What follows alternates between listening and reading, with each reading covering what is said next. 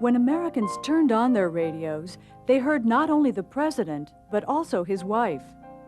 Host of a twice-weekly radio program, Eleanor Roosevelt became known as a tireless advocate of the poor and downtrodden. Within the White House, Eleanor Roosevelt helped African Americans gain access to her husband. Thanks in large part to Eleanor's influence, a so-called Black Cabinet advised the president for the first time in United States history. African Americans continued to face massive hardships on many fronts.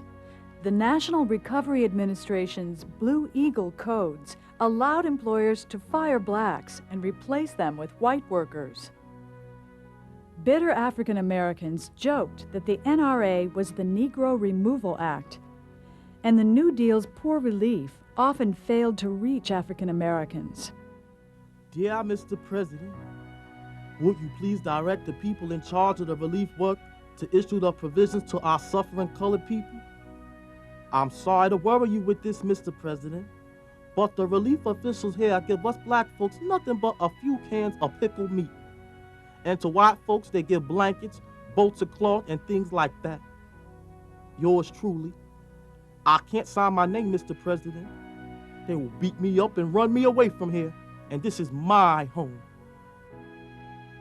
Franklin Roosevelt never supported African Americans as strongly as Eleanor did.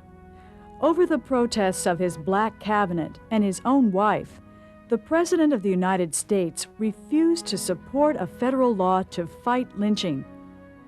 Since Southerners occupied strategic places on most of the Senate and House committees, Roosevelt believed that introducing an anti-lynching bill would cause the Southerners to block every bill he had asked Congress to pass.